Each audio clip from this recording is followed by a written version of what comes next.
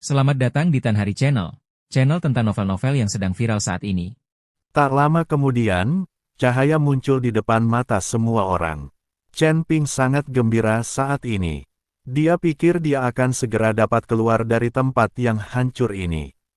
Dia baru saja tiba di surga, tetapi sebelum dia sempat melihat, dia sudah terkunci di dalam sangkar ini. Chen Ping benar-benar ingin melihat seperti apa surga itu. Setelah beberapa tarikan napas, cahaya putih melintas di depan mata beberapa orang, lalu mereka menginjak tanah.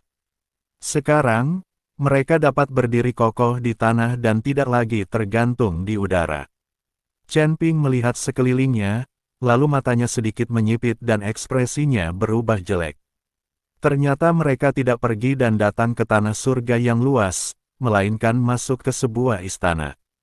Istana itu dikelilingi lampu minyak dengan sumbu dan api yang menari-nari bagaikan para peri yang sedang menari.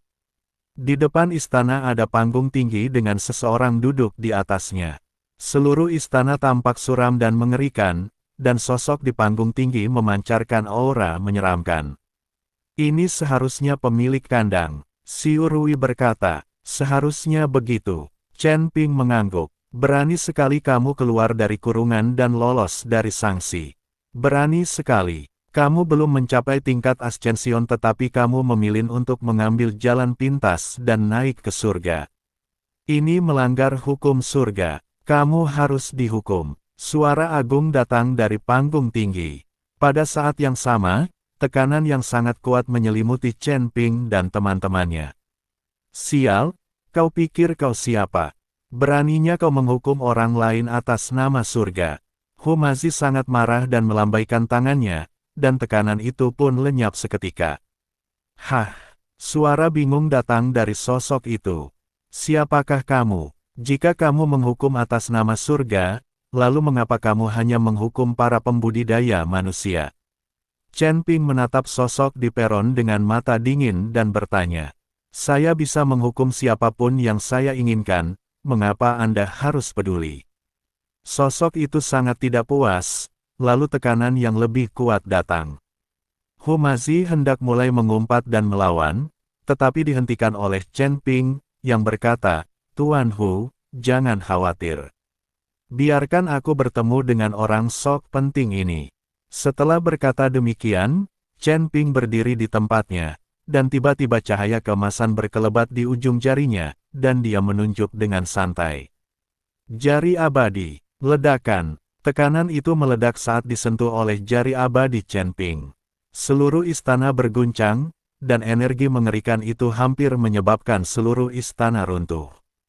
Kau benar-benar tahu sihir, sosok itu membingungkan.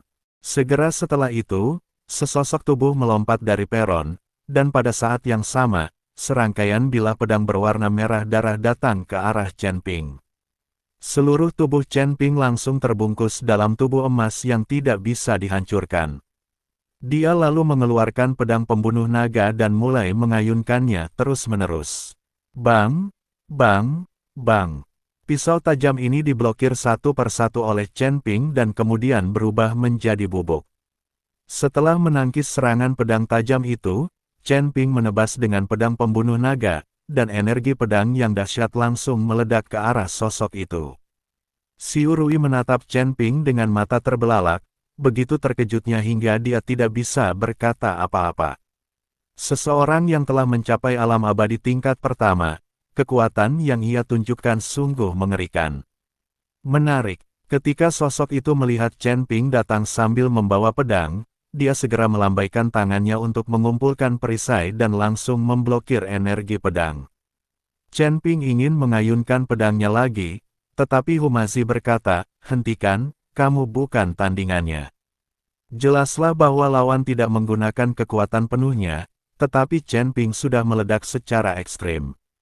Ada kesenjangan kekuatan yang besar antara kedua belah pihak, jadi tidak ada gunanya bertarung lebih jauh. Mata Chen Ping dingin, tetapi dia tahu bahwa ini terjadi di surga, bukan dunia para dewa. Di tempat seperti surga, dia mungkin tidak akan bisa mengalahkan sembarang orang. Lagi pula, perbedaan kekuatannya terlalu besar. Sekarang dia masih seorang kultivator, sementara yang lain mungkin sudah menjadi abadi. Sekalipun mereka adalah makhluk abadi yang mengembara, mereka bukanlah sesuatu yang dapat dibandingkan dengan seorang kultivator kecil. Kamu adalah orang paling berbakat yang pernah aku temui selama bertahun-tahun ini. Sosok di peron itu berkata, tidak ada gunanya bagimu memujiku. Jika kamu tidak menjelaskannya kepadaku hari ini, aku akan menghancurkan istanamu dan menghancurkan kultivasimu. Chen Ping berkata dengan dingin. Xiu Rui menatap Chen Ping dengan kaget. Dia benar-benar tidak mengerti keyakinan apa yang dimiliki Chen Ping hingga berani berbicara kepada orang lain seperti itu. Humazi juga sedikit mengernyit, Chen Ping, santai saja, aku tidak bilang kamu pasti bisa mengalahkannya. Guru Hu, jangan khawatir. Saya punya banyak teman di surga. Chen Ping berkata tanpa rasa khawatir. Saya tidak tahu apakah sosok di peron itu ketakutan oleh Chen Ping atau karena alasan lain, tetapi dia diam dan sepertinya sedang memikirkan sesuatu. Lalu, sesosok tubuh perlahan berjalan turun dari peron. Setelah mendekat, semua orang mendapati bahwa pria itu mengenakan jubah gelap dan topeng, hanya matanya yang terlihat. Ketika Chen Ping melihatnya, dia terdiam. Sejak saat itu ia teringat bahwa orang yang memakai topeng dan malu untuk berhadapan dengan orang lain bukanlah orang baik. Chen Ping menjadi marah ketika ia memikirkan bagaimana ia dibodohi oleh si bajingan Ningxi.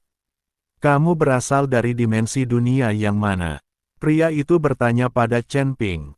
Saya datang dari alam surga, kata Chen Ping. Saya berasal dari alam Wuxu. Xiu Rui berkata, aku mengenalmu. Kau telah dipenjara selama ratusan tahun. Pria itu berkata pada Xiu Rui. Wajah Xiu Rui tiba-tiba dipenuhi rasa malu. Aku, kakekmu, berasal dari surga tingkat ke-6. Humazi berkata kepada pria bertopeng itu dengan ekspresi jijik. Surga ke-6. Pria bertopeng itu tertegun, lalu menatap Humazi dan berkata, kamu memang seorang abadi, lalu bagaimana kamu bisa keluar dari dao besar? Apa pedulimu padaku? Aku akan pergi kemanapun aku mau. Humazi langsung menggunakan kata-kata yang baru saja diucapkan pria bertopeng itu untuk membalasnya. Pria bertopeng itu begitu terkejut oleh Humazi hingga dia tidak bisa berkata apa-apa.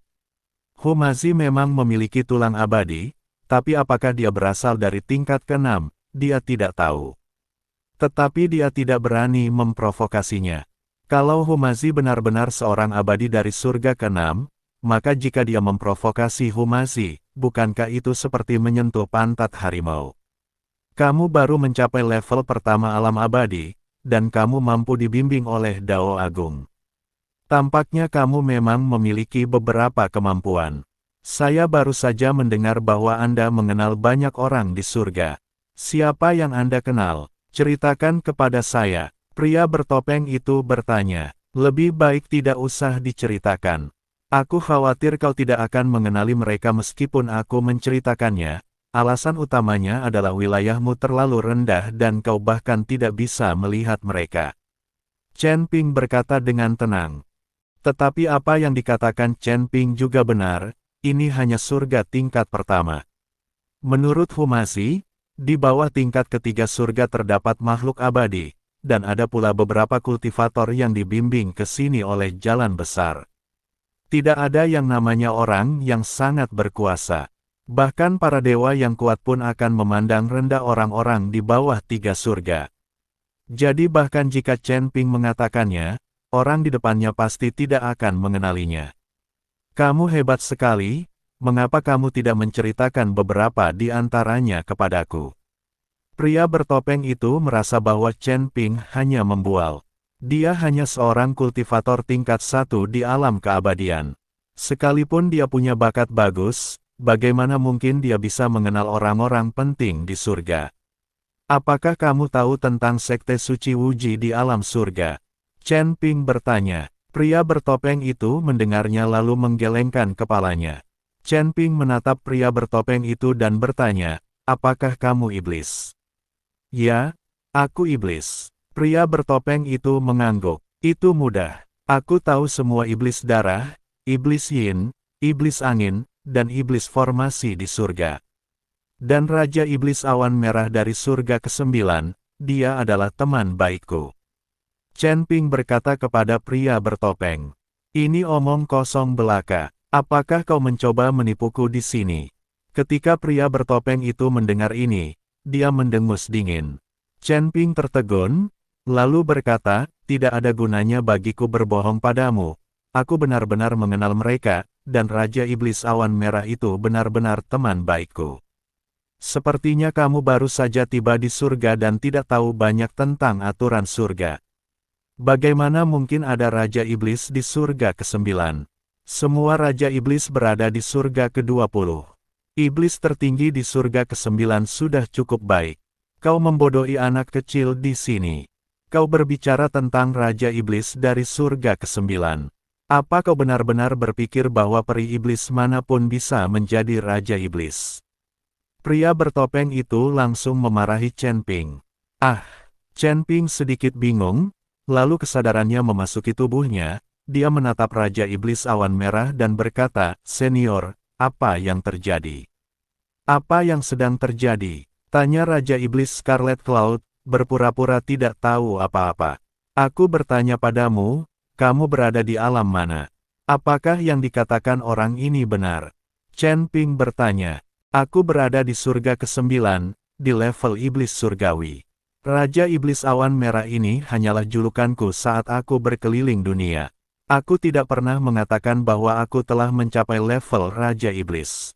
"Itulah yang kau pikirkan, jangan menuduhku pame," kata Raja Iblis Ciun sambil sedikit malu. Tidak, iblis itu sudah hebat." Chen Ping berkata tergesa-gesa. Tak heran jika Raja Iblis Scarlet Cloud pada awalnya menolak memberitahu kita wilayah kekuasaannya, dan menjadi marah saat ditanya. Ternyata dia takut ketahuan karena berpura-pura keren. Akan tetapi, bahkan dengan kekuatan iblis surgawi, di tempat seperti alam surgawi, dia seperti penguasa langit dan bumi. Raja Iblis Awan Merah hanyalah sebuah gelar. Orang yang kukenal adalah iblis surga ke-9. Namaku sekarang adalah Chen Ping. Jika aku mengganti namaku menjadi Chen Shengze, apakah itu berarti aku tak terkalahkan di alam surga? Chen Ping tersenyum pada pria bertopeng itu. "Jadi, kamu bilang kamu tahu iblis angin, iblis yin, dan iblis darah. Apakah kamu punya bukti?" Pria bertopeng itu bertanya. "Mau bukti?" Chen Ping mencibir dan tiba-tiba meninju peron di belakang pria bertopeng itu. Tinju cahaya suci, ledakan-ledakan, disertai suara yang memekakkan telinga, panggung di istana seketika berubah menjadi bubuk. Kemudian Chen Ping melambaikan tangannya dengan ringan, dan gelombang energi jahat Tao langsung menyebar ke seluruh tubuhnya. Merasakan roh jahat di tubuh Chen Ping, pria bertopeng itu terkejut. Kenapa kau punya aura iblis? Kau manusia atau iblis?" Wajah pria bertopeng itu penuh dengan keterkejutan. "Bagaimana menurutmu?" Chen Ping tersenyum dingin, kemudian kristal naga di dadanya mulai berkedip-kedip, dan di belakang Chen Ping, seekor naga emas besar perlahan muncul. Tetapi dalam sekejap, Chen Ping mengambil kembali energi naga, seolah-olah tidak ada yang terjadi. Pria bertopeng itu kebingungan saat ini. "Bagaimana kamu bisa memiliki aura 3 suku? Kamu termasuk suku yang mana?" Pria bertopeng itu menginterogasi Chen Ping. "Aku adalah siapapun yang kau katakan. Jadi, jika kau hanya memenjarakan manusia di sini, maka kau telah memenjarakan orang yang salah." Chen Ping tertawa. Baru pada saat inilah pria bertopeng itu benar-benar menyadari betapa hebatnya Chen Ping. Belum lagi kekuatannya, aura 3 suku dalam tubuh Chen Ping bukanlah sesuatu yang bisa dimiliki oleh orang biasa. "Kamu adalah satu-satunya orang yang pernah kulihat yang memiliki aura ketiga suku. Kamu sangat populer di sini. Kamu dapat bebas menjelajahi seluruh surga pertama. Kau tahu, ada batas-batas klan yang besar di sini. Ras manusia memiliki wilayahnya sendiri, ras iblis memiliki wilayahnya sendiri, dan ras binatang memiliki wilayahnya sendiri. Mereka biasanya tidak meninggalkan wilayah mereka sendiri. Jika mereka secara tidak sengaja lari ke wilayah suku lain, itu akan sangat berbahaya. Bagaimanapun, sumber daya terbatas, dan masing-masing kelompok etnis melindungi sumber daya wilayahnya sendiri. Dan karena kamu memiliki aura 3 suku, kamu bisa pergi kemana saja dan tidak ada yang akan menghentikanmu. Pria bertopeng itu mengikuti Chen Ping dan berkata, "Jadi, tak apa jika aku meninggalkanmu?" Chen Ping bertanya, "Tentu saja, kamu bisa menjadi anggota klan iblis kami, jadi aku tidak punya alasan untuk memenjarakanmu." Pria bertopeng itu mengangguk, "Kalau begitu aku ingin bertanya padamu, mengapa kau ingin memenjarakan para kultivator manusia, tetapi membiarkan mereka yang berasal dari suku iblis dan binatang buas pergi?" Chen Ping bertanya dengan rasa ingin tahu. "Saya berada di alam iblis di sini, dan jalannya dipilih secara acak. Saya telah mengirim Anda ke sini, jadi tentu saja saya harus menjaga para pembudidaya manusia di sini. Tentu saja aku akan membiarkan para iblis pergi. Sedangkan untuk para bismen, karena mereka sudah menyerahkan sumber daya mereka, aku juga bisa membiarkan mereka pergi." Pria bertopeng menjelaskan, "Jadi, di alam ras lain, akan ada juga kultivator dari ras iblismu yang dipimpin oleh Dao besar dan kemudian dipenjara." Chen Ping bertanya. Pria bertopeng itu mengangguk, "Ya, benar. Setiap beberapa ratus tahun, kita akan bertukar orang yang terjebak. Kalau begitu, izinkan aku bertanya kepadamu, sebelum kita masuk, apakah kamu bertemu dengan seorang pria dan seorang wanita yang juga dituntun ke sini oleh Dao besar?" Chen Ping ingin bertanya apakah Ning Zi dan Su Yuqi juga dipenjara di sini. "Kalau begitu aku tidak tahu. Lagi pula, tempat yang dituju Avenue selalu berbeda setiap saat," kata pria bertopeng itu dengan jujur.